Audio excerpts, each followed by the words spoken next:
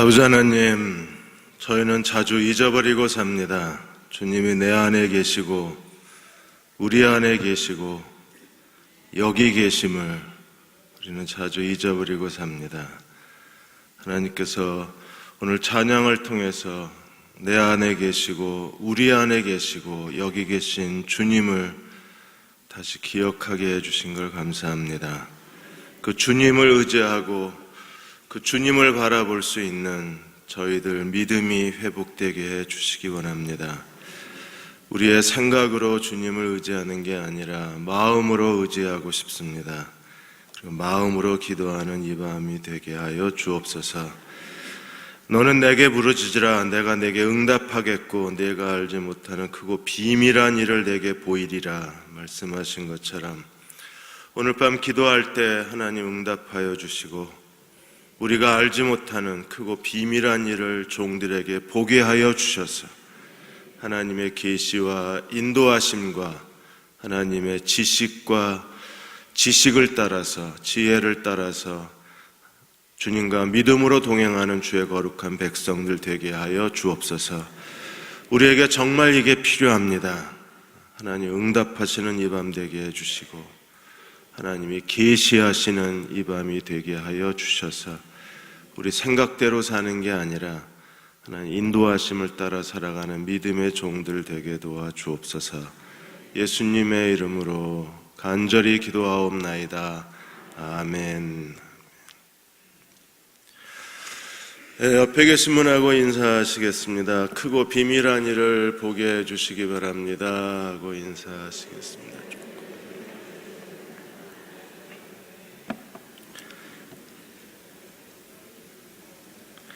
오늘 마태복음 9장 두 번째 말씀입니다. 9장 18절에서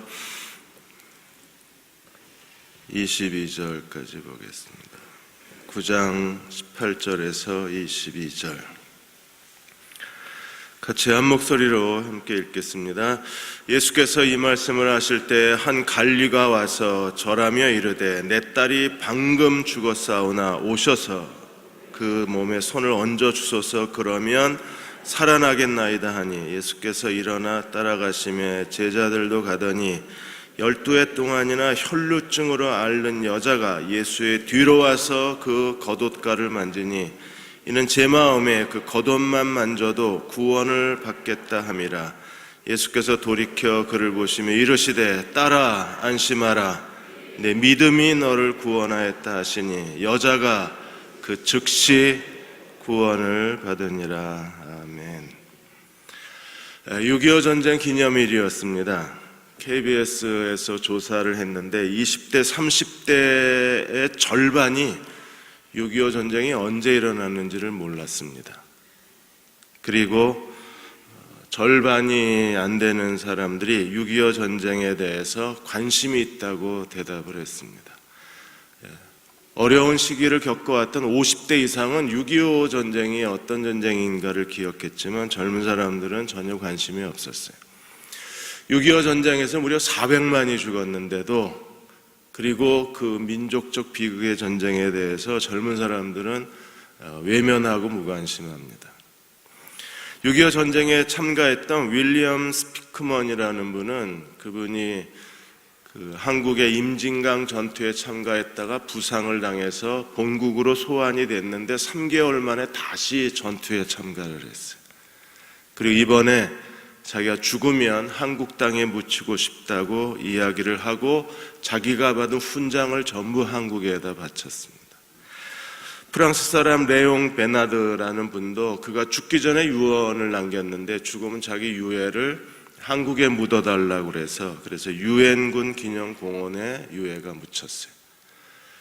자기의 목숨을 바쳐서 싸웠던 그런 외국인들은 오히려 한국 전쟁을 기억하고 한국에 대한 마음의 애정을 갖고 있는데 그들의 피 흘린 덕분에 목숨을 건지고 이 나라에 살고 있는 젊은 사람들은 전혀 관심이 없어요. 6.25가 남침인지 북침인지조차도 생각을 안 하고 삽니다. 오늘 우리도 하나님을 믿는 가운데 그리스도인들이 그리스도가 오신 목적에 대해서 잘 이해를 못해요. 주님이 왜 오셨는가를 기억해야 우리가 그 주님을 의지하고 사는데 그리스도가 오신 목적 자체를 망각해버렸습니다. 그러니까 신앙생활이 다 자기 소견이 옳은 대로 하는 거예요. 주님이 오신 목적이 어디에 있다고 했습니까? 주님이 12절 13절에서 이렇게 말씀하셨습니다. 강한 자에게는 의사가 쓸데없고 병든 자에게라야 쓸데가 있다.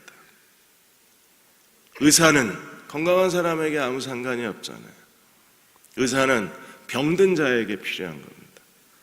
그러니까 주님이 왜 오셨는가를 비유적으로 설명을 하시는 거예요. 그리고 13절에 내가 긍휼을 원하고 제사를 원하지 아니하노라 하신 뜻이 무엇인가를 배우라. 주님이 원하시는 건 제사가 아니라 긍휼이라는 거예요. 근데 우리는요, 하나님 앞에 더 많은 제사와 제물을 바치는데 온 힘을 다 기울입니다. 이사야 선지자를 통해서 하나님이 하신 말씀이 뭐예요? 내가 너희가 드리는 제물의 기름 냄새, 피 냄새가 질렸다 그러셨어요. 우리는 하나님이 제물과 제사를 원한다고 생각을 하고 열심히 제사와 제물을 갖다 바치는데 하나님이 원하시는 건 제사가 아니라 긍휼이라고 그러셨어요. 그리고 계속해서 하신 말씀이 뭡니까? 나는 의인을 부르러 온 게 아니라 죄인을 부르러 오셨다 그랬어요. 근데 우리는 기본적 그 생각 자체가 의인에 대한 선입관을 갖고 있어요. 인간관계나 사람을 평가하는 거나 우리가 살아가는 모든 삶의 동경이 전부 의인에 집중이 돼 있지 죄인에 대해서는 별 관심이 없는 거예요. 그래서 예수님이 이 땅에 오신 목적이 병든 자를 위해서 오셨다, 긍휼을 베풀어 오셨다, 죄인을 부르러 오셨다. 주님의 콜링 자체가 죄인이라는 거예요. 그렇다면 그 주님을 우리가 믿고 사랑하고 섬기면 우리는 어떻게 살아야 되는가? 당연히 그 그리스도의 몸인 교회는 어떻게 살아야 됩니까? 주님이 살아가신, 주님이 오신 목적대로 살아야죠. 교회도 이 세상에 병든 자를 위해서 존재해야 되고, 근데 오늘 교회가 병든 자를 위해서 존재하나요? 아니요. 오히려 건강한 사람들의 집단 공동체가 되어버렸죠. 교회에서도 여전히 돈 많은 사람들이 인정받고 많이 배운 사람들이 인정받고 사회적으로 지위가 있는 사람들이 인정을 받지, 길거리에서 노점상을 하거나 배우지 못한 사람들, 그리고 힘겹게 하루하루 살아가는 사람들이 교회 내에서 인정을 별로 받지 못해요. 그러니까 주님이 병든 자를 위해서 오셨다 그러는데 교회는 여전히 건강한 사람들을 우대하는 우대 정책이 있어요. 그런 사회적 의식이 우리 속에 있는 거예요. 긍휼과 제사에도 마찬가지입니다. 제사는 형식주의잖아요. 하나님 앞에 뭘 한다. 그런데 긍휼은 사람 중심이잖아요. 프로그램이 발달한 교회가 아니라 오히려 사람을 섬기는 긍휼이 발달한 교회가 돼야 하는데 우리는 계속 제사가 발달한 교회가 되는 거예요. 주님은 죄인을 부르러 오셨다 그러는데 우리는 죄인을 극단적으로 싫어합니다. 왜냐하면 무능한 사람 같고 실패자 같고 별로 가진 게 없을 것 같아서 우리는 죄인을 별로 좋아하지 않아요. 그러니까 주님이 하신 일을 감당하려면 그리스도 오신 목적을 제대로 이해하고 우리가 그 그리스도가 오신 목적을 실현하는 교회가 돼야 하는데 거기서 이제 건강한 교회상이 나오는 거예요. 그리고 거기서 그리스도인은 어떻게 살아야 되는가에 대한 삶의 철학이 나오는 거예요. 메르스 때문에 사람들이 전부 집에 처박혀 있고 길거리에 안 나오신답니다. 근데 이번에 대전 뉴스에 소독제를 들고 마스크를 쓰고 지하철 난간을 소독제를 뿌리고 난간을 닦는 청년들이 화면에 잡혔어요.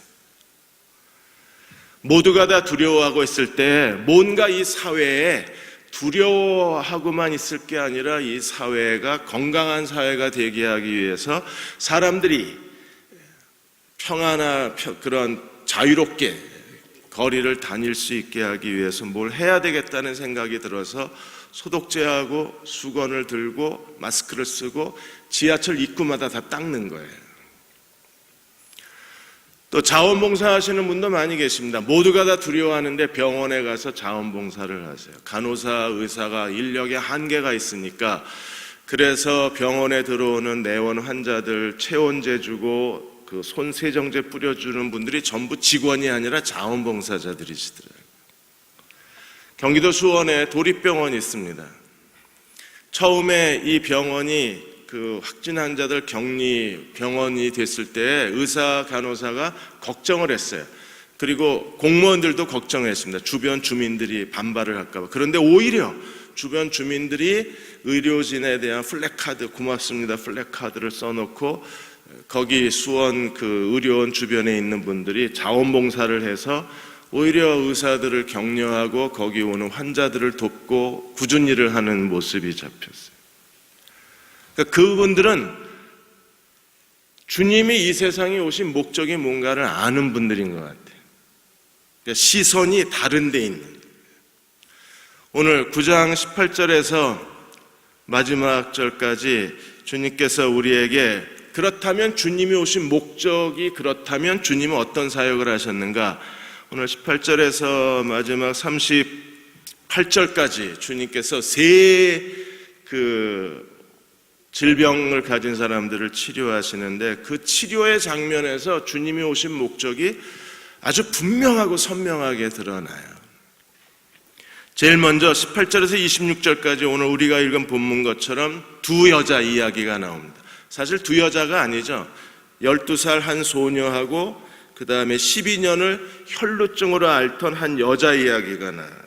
그래서 두 여자 이야기가 오늘 18절에서 26절까지 나옵니다.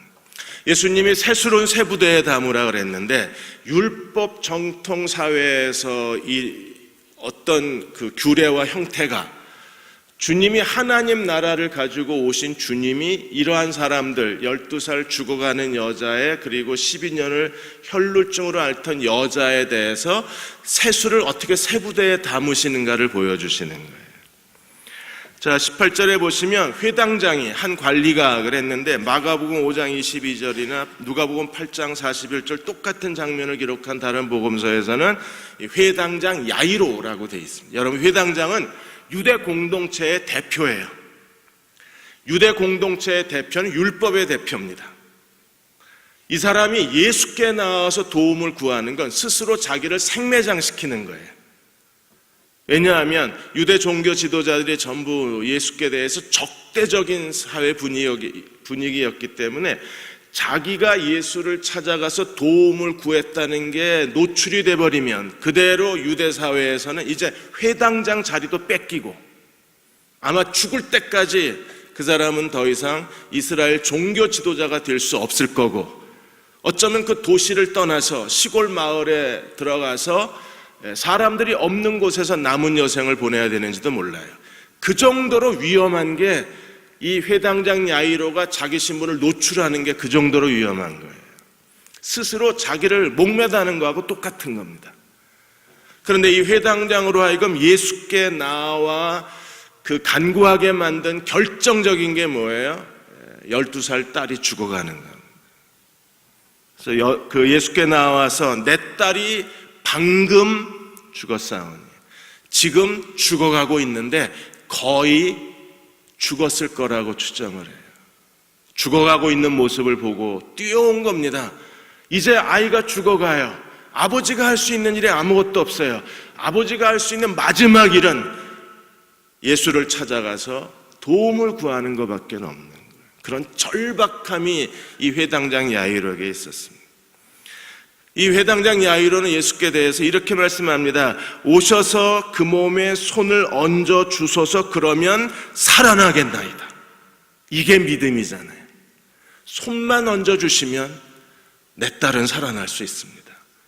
지금 내 딸에게로 함께 가주십시오. 이게 회당장 야이로의 믿음이었었어요. 그래서 예수님이 그 회당장을 따라서 걸어가는 거예요. 그런데 어떤 일이 일어났나요? 20절에 보시면 12해 동안이나 혈루증으로 앓는 여자가 예수의 뒤로 와서 그 겉옷가를 만주니 12년을 혈루증이 뭔지 아시죠? 하혈을 하는 겁니다. 여러분, 한 사람이 12년을 피를 쏟았어요. 그 당시에 뭐 수혈도 없고 병원에 가서 피주사 맞을 수도 없는 상황이고, 그런데 12년을 피로 쏟았습니다. 레위기에 보시면, 레위기 15장 25절에 보시면 피를 쏟는 여자는 부정한 여자이기 때문에 사람들 곁에 다가설 수 없어요. 유대 사회가 철저하게 차단해 놨습니다. 피를 쏟는 여자는 하나님께 나아가서 기도할 수도 없고 예배 드릴 수도 없고 사람들 곁에 가서도 안 돼요. 이 여자는 그동안 12년 동안 피를 쏟으면서 마가복음에 보시면 마가복음 5장 26절에 많은 의원에게 많은 괴로움을 받았고 많은 돈을 다 허비했는데 아무 효험이 없고 병이 더 중하여졌어요. 그러니까 안 다녀본 데가 없는 겁니다. 서울대병원, 삼성, 경북대병원, 병원마다 다 다니고, 그리고 대체의학 좋다는 것은 다 해보고, 홍삼을 아침, 점심, 저녁으로 다 마셔보고 별걸 다 했는데도 오히려 더 돈만 다 허비하고 그녀의 병은 점점 더 중해졌어요. 그리고 계속 피를 쏟는 겁니다. 오늘 메르스 때문에 한국 경제도 계속 피를 쏟아요. 작년에 세월호 때문에 한바탕 휘청하더니 이번에 메르스 때문에 또 한바탕 휘청합니다. 한국 정치는, 현대사에 들어와서 한국 정치는 계속 혈루증입니다. 비틀거리고 제정신을 못 차립니다. 국민들에게 안심을 주는 게 아니라 쳐다보는 국민들이, 저는 요즘에 뉴스를 잘 안 봐요. 인터넷으로 그냥 클릭하지 뉴스 보는 게 지쳤어요. 더군다나 정치 얘기 계속 나오는 게 너무, 이제는 보는 게 힘이 들어요. 국민이 정치 얘기 듣는 게 힘이 드는 정도가 되고 그게 지치니까 이게 어떻게 계속 혈루증에 빠진 정치인 것 같아요. 교회에도 미안한 마음이 큽니다. 정신 못 차린 목사들 때문에, 저처럼 형편없는 함량미달 목사들 때문에 교인들이 계속 하나님 앞에 혈루증에 빠진 것처럼 기운 없어 하니까 그것도 참 감당하기 어려운 문제예요.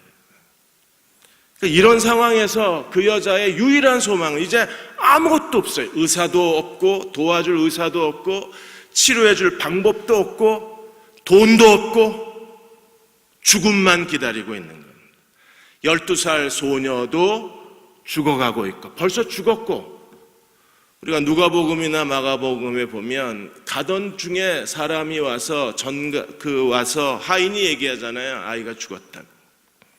그리고 이 여자도 12년 동안 혈루증으로 인해서 이 여자는 살아있지만 죽은 거잖아요. 왜요? 피는 생명인 거예요. 계속 피를 쏟고 있으니까.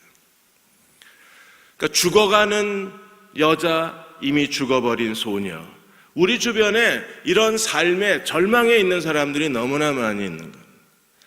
예수님은 그렇게 죽어가는, 지금 벌써 이미 죽어버린, 누구도 도와줄 수 없고 희망을 가질 수 없는 사람들, 그들을 찾아가서 자비를 베푸시는 게 주님이 하시는 일이라는 거예요.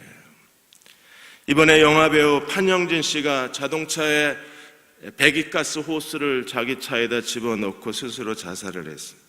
영국 배우 김은하 씨가 고시원방에서 죽은 지 닷새 만에 발견이 됐습니다.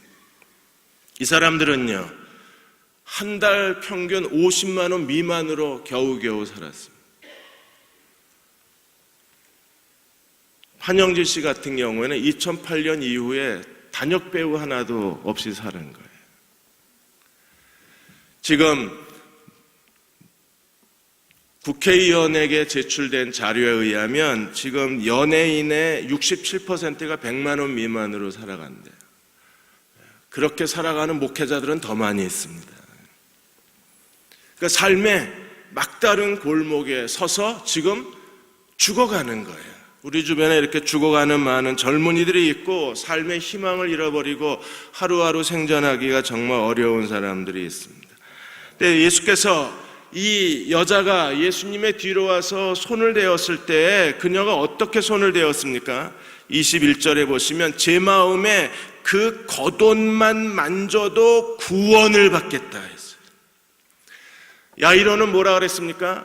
손만 얹어 주시면 내 딸이 살아나겠나이다. 12회를 혈루증으로 앓던 여자는 예수님의 뒤로 와서 뭐라 그랬어요? 그 옷가에 손만 대어도 구원을 얻으리라. 그 절박한 믿음으로 그들이 예수께 나아갔을 때 예수께서 그들을 살려내시고 구원이 임하고 하나님의 놀라운 자비가 그들 가운데에 임할 수가 있었습니다. 그녀가 그렇게 고침을 받고 야이로의 집으로 갔을 때 많은 사람들이 거기에 23절에 보시면 피리 부는 사람, 떠드는 사람들이 있었습니다. 미슈나에 보시면 아무리 가난한 집도 반드시 장례식에 피리 부는 사람 2사람, 애곡하는 1사람을 둘 것을 미슈나가 명령하고 있어요. 그러니까 모든 유대인들의 가정에는 반드시 피리 부는 사람, 애곡하는 사람이 있어야 돼요. 더군다나 회당장 딸이 죽었으니까 얼마나 많은 사람들이 그 집에 모여 있겠어요. 그런데 예수님이 뭐라고 말씀하셨어요? 그 집에 가서 24절에 물러가라. 이 소녀는 죽은 게 아니라 잔다 그러셨어요. 보는 관점이 다른 겁니다. 절망을 잃어버리고 무능하게 주저앉아버린 사람들, 우리는 그 사람들을 실패자라고 말할 수 없어요. 더 이상 쓸모 있는 사람, 이 사람은 아무런 가치가 없다고 그렇게 함부로 판단할 수가 없어요. 왜? 주님은 죽은 야이로의 딸을 바라보시고 죽은 게 아니라 잔다 그러셨습니다. 왜요? 다시 일으키실 수 있는 능력이 주님께 있기 때문에. 우리가 사람을 함부로 정죄하고 사람을 함부로 비판하고 사람을 함부로 말할 수 없는 게 주님이 누구든지 주님이 손만 잡아 일으키면 누구나 다 일어날 수 있기 때문에 그래요. 여러분의 남편도 주님이 오늘 밤이라도 주님이 손만 잡으시면 벌떡 일어나요. 취직도 제대로 못하고 연애도 못하고 그래서 늘 부모의 근심거리가 된 아들, 딸들도 하나님이 주님이 오늘 밤 그 아이에게 손을 잡아 일으키시면 여러분의 아들, 딸들이 다시 인생에 자기의 삶의 의욕을 가지고 비전을 가지고 용기를 가지고 도전할 수 있는 게 주님이 하시는 일 아닌가요? 주님이 아이에게 뭐라 그랬습니까? 달리다굼. 무슨 뜻이에요? 소녀야 일어나라. 가만히 그냥 일어나라 그랬나요? 아니요. 오늘 마태는 주님이 뭐라 그랬어요? 25절에 손을 잡으심에 일어났다 그랬어요. 12년을 혈루증 같은 여자는요, 예수님의 옷에 손을 잡았고 예수님은 야이로의 딸을 손을 잡아 일으켜 세우시고 그리고 아이야 일어나라 말씀을 하셨어요. 주님은 오늘도 무너진 그 자리에서 우리를 다시 일으켜 세우실 수 있는 하나님이십니다. 우리가 믿음만 가지면. 저는 요즘 많은 생각을 합니다. 왜 주님은 즉시 구원을 받고 즉시 일어났는데 왜 이 즉시라는 말이 이 시대에 사라졌나? 주님이 바쁘셨나? 그건 아니잖아요. 그러면 우리의 믿음에 문제가 있는 거예요. 예수님 당시에는 예수님을 믿었던 사람들은 즉시 구원을 받고 즉시 혈루의 근원이 마르고 즉시 아이가 일어났는데 요즘에는요, 그렇게 오래 기도하고 주님께 매달려도 요즘에 주님은요, 즉시라는 말이 잘 안 일어나요. 우리의 믿음에 뭔가 중대한 문제가 있다는 생각이 들어요. 전에 한번 그 삼양 가구사 얘기를 해드린 기억이 어렴풋이 납니다. 직원이 실수해서 공장이 다 타버렸습니다. 잿더미를 바라보고 남편은 거의 실성하듯이 주저앉았어요. 아내는 계속 눈물만 흘렸습니다.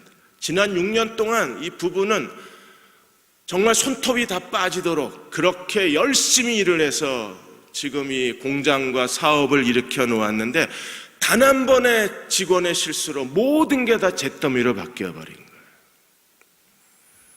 남편은 말도 하지 않고 그냥 땅바닥에 주저앉아서 일어나지를 못합니다.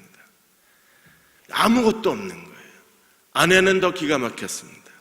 아내가 교회에 가서 기도를 했습니다. 하나님, 이제 우리는 어떻게 해야 되나? 이제 우리는 다 끝났습니다. 다시 일어날 힘도 없습니다. 이제 우리 인생은 여기서 멈췄습니다. 하나님, 우리는 어떻게 해야 되나요? 그렇게 울면서 기도하는데 갑자기 마음속에 감사해야 한다는 생각이 들기를 시작한 거예요. 그래도 남편이 손가락 하나 대지 않고 저렇게 살아있고 건강하게. 잃어버린 건 공장만 잃어버린 거지, 남편이 살아있고 아이들도 건강하고. 여기서 절망할 게 아니라 하나님 앞에 더 감사해야 된다는 생각이 드는 거예요. 근데 갑자기 남편 살아있는 것만 감사합니다, 남편 그래도 살아있어서 감사합니다, 이러다가 말이 바뀌어가지고 하나님 공장 불탄 것도 감사합니다, 이렇게 돼버린 거예요. 자기가 말하면서도 되게 마음이 안타까웠대요. 아니, 마음이 이상했대요. 아니, 내가 지금 공장 불탄 걸 왜 감사해야 되나? 왜? 감사한 게 아니잖아요. 여전히 지금 처량하게 울다 하나님 앞에 원망을 하다가, 그리고 남편과 더불어서 이제 우리 어떻게 해요? 그렇게 한숨을 쉬다가 왔는데 이제 와서 갑자기 공장 불탄 게 감사한 거예요. 그리고 그 다음 주일날 공장 불탄 거 감사합니다, 감사원금을 드려버렸어요. 놀란 건 목사님이 놀라셨어요. 그리고 교인들이 다 이 사실을 알고 놀랐어요. 그리고 갑자기 얼굴이 밝아지면서 그냥 남편을 격려하고 아이들을 격려하고 오히려 어떡하냐고 얘기하는 교인들을 이분이 격려하면서 하나님이 가져가셨으면 더 좋은 거 주실 거예요, 이렇게 얘기를 한 겁니다. 그러자 친척들이 다시 기회를 줘야 되겠다는 생각을 하게 되고, 교인들도 몇 사람이 이 사람들을 좀 돕자는 얘기가 나오고, 친구들도 누가 서로 연락한 것도 아닌데, 그땐 카톡도 없고 문자 메시지도 없었을 때니까 그냥 서로 군데에서 도웁시다 이렇게 돼서 이분들한테 자기들이 모은 돈을 투자를 한 거예요. 그래서 다시 공장을 이렇게 세운 게 이게 삼양 가구입니다. 남편이 그때까지는 교회를 안 나왔었는데 그제서야 남편이 하나님은 살아계신가 보다 하고 아내와 더불어 예배를 드리기를 시작을 했어요. 그리고 하나님께서 그 공장이 계속 커져서 지금은 뭐 수백 명 직원을 거느린 큰 그 가구 회사 중에 하나가 되었고, 남편은 지금도 주일 아침이면 교회 버스 몰고 교인 수송하러 다니십니다. 자기가 너무 바쁘니까 할 수 있는 게 교회 버스 기사하는 것밖에 없다고 생각을 해서 버스 기사를 해요. 마지막 절망 가운데에서 하나님을 의지하는 믿음, 그 믿음이 이분한테는 감사로 나왔어요.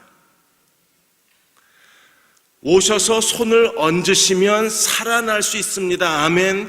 그리고 내가 옷에만 손을 대어도 구원을 얻으리라, 아멘. 이 믿음이 이분한테는 하나님께 대한 감사로 나온 거예요. 하나님께서 오늘도 하나님께 대한 살아있는 믿음, 겨자씨 안 할 만한 믿음, 진정한 믿음을 보시면 오늘도 하나님은 기적을 일으키세요. 왜 하나님께서 오랫동안 기도했는데도 왜 아무 일도 안 하시냐 했을 때 내 믿음이 하나님이 원하시는 믿음인가를 보아야 돼요. 9장 2절에 중풍병자를 하나님이 치유하실 때에도 뭐라 그랬습니까? 저희 믿음을 보시고, 그리고 이 12회를 혈루증 같은 여자에게 주님이 뭐라고 말씀하셨어요? 내 믿음이 너를 구원하였느니라. 우리가 그 믿음을 달라고 하나님 앞에 요청해야 합니다. 27절에서 31절까지 두 시각장애인을 고치신 이야기가 나와요. 27절에 거기서 떠나가실 때 두 맹인이 따라오며 소리질러 이르되 다윗의 자손이여 우리를 불쌍히 여기소서. 여러분, 이 다윗의 자손이라는 이 고백이 이 두 시각장애인이 정말 그 그리스도에 대한 분명한 지식을 갖고 있는 거예요. 왜냐하면 이사야 그 35장 5절 이하에 보시면 다윗의 자손 메시아가 왔을 때 다윗의 자손이 어떤 일을 하실 건가를 이사야가 예언해 놨잖아요. 그 이사야 예언에 뭐라고 돼 있어요? 그때 소경의 눈이 밝을 것이며 귀먹으려의 귀가 열릴 것이고, 다윗의 자손이여 외쳤을 때 그건 메시아를 외친 것이고, 이 두 시각장애인은 메시아의 예언을 붙잡고 계속 예수를 따라온 거예요. 어디까지 따라갔습니까? 예수께서 집에 들어가시매 맹인들이 그에게 나오거늘 예수께서 그들에게 이렇게 질문하셨습니다. 내가 능히 이 일 할 줄을 믿느냐? 어떤 일이요? 소경이 눈을 뜨고 귀머거리가 말 못하는 사람이 말을 하고 메시아의 예언, 다윗의 자손에 대한 그 하나님의 예언, 내가 이 일할 줄을 내가 믿느냐고 물었을 때 두 소경은 어떻게 대답했나요? 그들이 주여 그러하이다. 주님이 이 일을 하실 줄을 내가 믿나이다. 여러분, 하나님이 이 일을 하실 것을 여러분이 믿으십니까? 정말 믿음을 갖고 기도하시나요?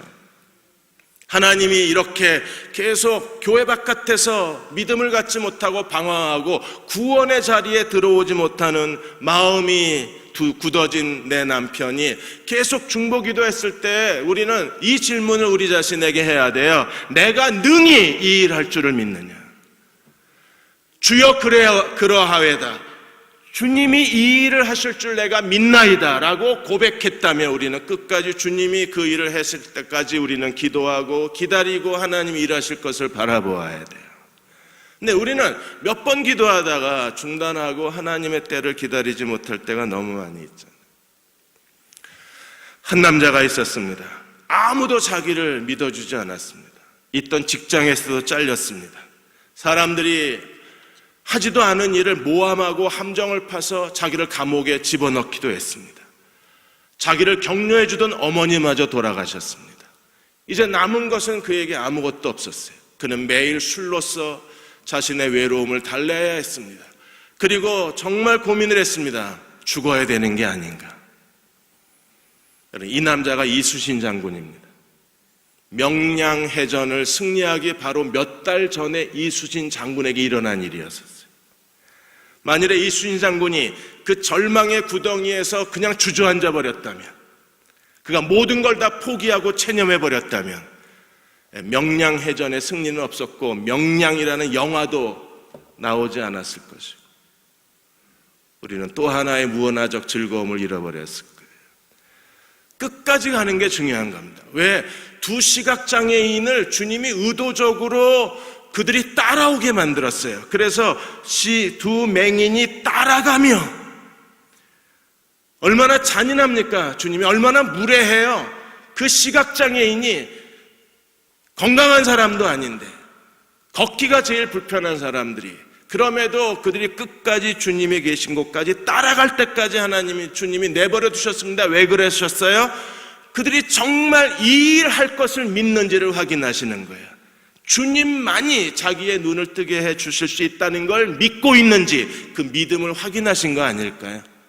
그리고 주님은 아예 의도적으로 그렇게 제스처만 너희가 날 정말 믿고 있나 보자, 그리고 의도적으로 따라오게 내버려 두신 게 아니라 그들의 그 절박한 고백, 그 절박한 믿음을 보시고 확인하신 거잖아요. 내가 능히 이 일 할 줄을 믿느냐? 주여 그러하외다.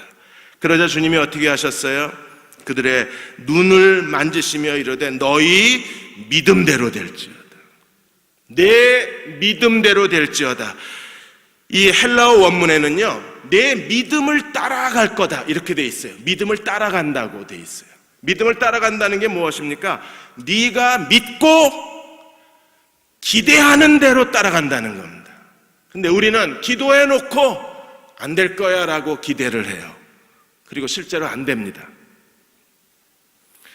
믿습니다 해놓고 돌아서면 우리는 부정적으로 바라요. 안 될 거야. 그럴 리가 없지. 되지 않을 거야. 그 믿음 뒤에 바라는 대로 모든 게 실현된다는 거예요. 그게 내 믿음대로 된다는 겁니다. 하나님이 우리가 정말 믿습니다 했을 때 그 믿음 갖고 역사하시면 얼마나 좋을까요? 그런데 믿습니다 고백하고 그 뒤에 우리가 소망하는 대로 저 자식은 기어이 저렇게 될까? 그래서 걔가 그렇게 된 거예요. 왜? 하나님이 내 아이를 하나님이 쓰실 것을 내가 믿습니다 해놓고는 금방 그 뒤에 따라오는 기대는 뭐예요? 저거는 평생 내 속 썩일 놈이야. 이렇게 되니까 그 아이는 지금도 믿음대로 돼서 여러분 속을 썩이는 거예요. 자신을 생각해 보세요. 내가 기도할 때는 믿음이 있어요. 뭐 이러고 주님 내 아들의 눈을 뜨게 해 주셔서 제발 자기 좀 보게 해 주십시오. 하나님이 자기에게 그 아들에게 무슨 비전을 주셨는지, 얼마나 중요한 재능이 있는지, 인생을 뭘 바라보고 살아야 되는지 눈 좀 뜨게 해 주십시오. 믿습니다. 아멘 해놓고 기도 끝나고 집에 가면서 투덜거립니다. 그놈은 평생 내 속만 썩일 거야. 그래서 지금 잘 썩고 계시잖아요, 속이. 믿음 그 뒤에 뭘 생각하느냐가 너무 중요한 거예요. 주님이 말씀하실 때 내 믿음대로 되라는 것은 내가 믿고 기대하는 대로 모든 일이 이루어진다.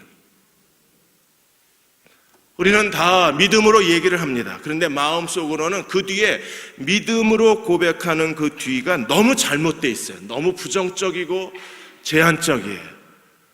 그리고 그거에 대해서 우리가 끝까지 믿음으로 자기를 관리 못해요. 왜 그렇습니까?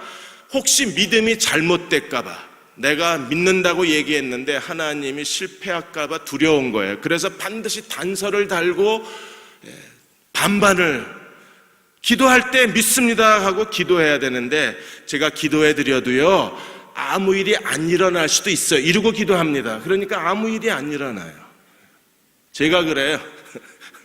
기도할 때 저요 이게 제 은사가 아니어가지고요, 저 기도는 해드리는데요 아무 일도 안 일어날 수 있어요. 이분 이러고 저를 쳐다봐요. 그래도 기도해드려요. 그래도 기도해드려요. 그러면 기도는 또 제가 믿음으로 해요. 하나님이 치유하시는 하나님이심을 믿습니다. 하나님께서 치유해 주시고, 속으로는 나는 이 은사가 없는데 이러고 하는 겁니다. 그러니까 아무 일도 안 일어나요. 여러분이 오늘 밤도 분명히 기도할 거예요. 정말 간절히 기도할 걸 제가 알아요. 그런데 기도하는 중에 무슨 생각이 드나, 기도한 후에 뭘 생각하나, 이것 때문에 다 망쳐버리는 겁니다. 하나님이 이미 내 믿음대로 될지어다 선언하셨을 때, 기도하고 나서 우리 어떤 생각을 하느냐가 모든 것이 하나님이 그대로 만들어 가시기 때문에, 결국 지금 내 현실은 내가 만든 거예요. 내가 그럴 거라고 생각을 했어요. 그리고 내가 안 될 거라고 생각을 한 거예요. 내가 기도해봐야 우리 아들, 딸들은 여전히 그 모양일 거라고 아예 체념해 버렸어요. 그러니까 하나님도 아이들에게 아무것도 해주실 수가 없는 거예요. 자동차 사고로 임신 4개월 임산부가 식물인간이 됐습니다. 근데 아이는 몸은 건강했기 때문에 집에서 5개월을 쉬고 병원에 와서 제왕절개를 하고 아들이 태어났는데, 아들 이름이 가오예요. 그리고 그때부터 이제 코마 상태가 돼서 병원에 누워 있는데, 이 아이를 돌볼 사람이 없으니까, 그리고 아이가 젖을 먹어야 되니까 엄마하고 계속 같이 있었어요. 근데 이 아이가 3살이 안 됐을 때 2013년 5월에 이 엄마가 눈을 번쩍 떠요. 의사는 절대 깨어나지 못할 거라고 그랬는데 깨어나요. 이 아이가 계속 그 엄마 옆에 있으면서, 이제 아이가 나이 1살, 2살이 되니까 이제 의사가 이렇게 와서 밥을 먹여주는 걸 보고 이 아이가 자기가 밥을 씹어가지고 엄마한테 먹이기를 시작을 하고, 말도 못하는 애가 계속 엄마한테 웅얼웅얼거리고서 이제 엄마하고 대화를 계속하고 계속 엄마 곁을 떠나지 않았어요. 그러다가 2013년 5월에 이 아이가 그냥 엄마를 쳐다보지도 않고 그냥 엄마 불렀는데 엄마가 눈을 번쩍 뜬 거예요. 그리고 다시 깨어났습니다. 그리고 자기가 3년째 누워있다는 사실을 기억을 못해요.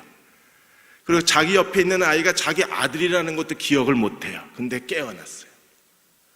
그래서 의사가 그 아들이 엄마 옆에 있었던 걸 기적의 원인으로 그렇게 설명을 했습니다. 예수님도 계속 혈루증으로 앓던 여자, 그리고 야이로의 손, 시각장애인의 눈 일일이 다 만지시면서 주님께서 내 믿음대로 될지어다 선언을 하시고 그리고 하나님의 기적을 가져다 주셨어요. 우리 목사님, 장로님들이 금요일마다 안수기도해 드리는 건 이 기적을 소망하고 안수기도해 드리는 겁니다. 손을 잡아 일으켜 세운 것처럼, 시각장애인의 눈을 만지시면서 주님이 기도해 주셨던 것처럼 우리가 하나님께서 혹시나 하나님께서 하나님의 긍휼과 자비와 기적을 베푸시지 않을까 해서 한 사람 한 사람의 손을 얹고 저희가 기도하는 이유가 여기에 있어요.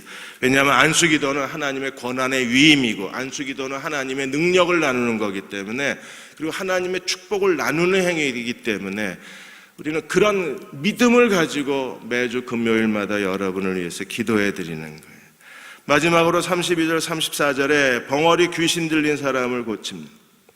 그들이 나갈 때 귀신 들려 말 못하는 사람을 예수께 데려오니 귀신이 쫓겨나고 말 못하는 사람이 말하거늘 무리가 놀랍게 여겨 이르되 이스라엘 가운데에서 이런 일을 본 적이 없다 하되 바리새인은 이르되 그가 귀신의 왕을 의지하여 귀신을 쫓아낸다 하며, 벙어리 될 사람은 바리새인, 얘네들 입을 막아버려야 돼. 기껏 귀신을 쫓아내고 벙어리가 말을 하니까 귀신의 왕을 힘입어서 귀신을 쫓아냈다고 쓸데없는 말을 합니다. 이 사람들 입을 막아버려야 돼요. 얘네들만 벙어리가 되면 유다 종교가 훨씬 더 빨리 회복이 됐을 겁니다. 우리 주변에는요, 여전히 말을 하고 있는데 벙어리보다 못한 사람들이 많이 있죠.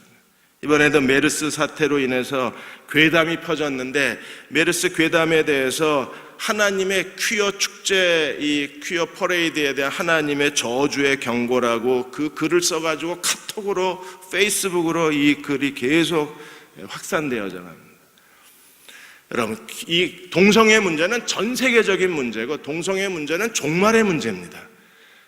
서울에서 퀴어 퍼레이드 한다고 하나님께서 메르스로 이 민족을 저주하셨으면 미국이나 유럽은 다 죽었어야 돼요, 벌써. 더군다나 박근혜 대통령이 중동에 가서 할랄 사업 계약을 맺고 와서 이 할랄 사업 때문에 하나님이 이 민족을 저주하신다. 어떤 사람이 그 할랄 뉴스를 보다가 갑자기 떠올랐답니다. 사무엘하 24장이 떠올라서 다윗이 인구조사하다가 7만 명이 죽었는데 이게 할랄 사업 때문에 하나님이 수백만 명을 죽일 거라 그랬는데 이 사람 지금 어떻게 하나, 메르스가 슬슬 진정되고 있는데. 그러니까 이런 걸 무작위로 우리는 막 갖다 퍼뜨려요. 벙어리, 차라리 벙어리 되는 게 더 낫지 않나요? 그러니까 침묵할 줄을 모르는 거예요. 여기서 벙어리는요, 신체적으로 벙어리 된 사람도 있지만 또 여기서는 귀신 들려서 벙어리 된 사람을 주님이 치유하신 거잖아요. 귀신 들린 사람이 입을 열려면 어떻게 해야 됩니까? 귀신이 내어 쫓겨야 되는 거죠. 그러면 벙어리가 귀신의 역사라는 거예요. 상징적인 겁니다, 상당히. 우리는 하나님 앞에 입을 가지고도 해야 할 말을 하지 못하고 하지 말아야 될 말을 하고 있다면 이 모든 게 이 주님이 귀신 들린 벙어리 귀신을 내어 쫓은 거에 대한 상징성이 우리에게 있는 거예요. 사랑하는 여러분, 하나님이 우리에게 주신 입을 가지고 우리가 제대로 말할 줄 아는 사람이 돼야지, 해야 될 말을 하지 못하고 하지 말아야 될 말을 늘어놓고 다니면 이게 귀신의 역사 아닌가요? 하나님의 교회를 어지럽히고 사회를 어지럽히고 사람들의 마음을 어지럽혀 놓으면 그게 바로 귀신의 역사 아닌가요?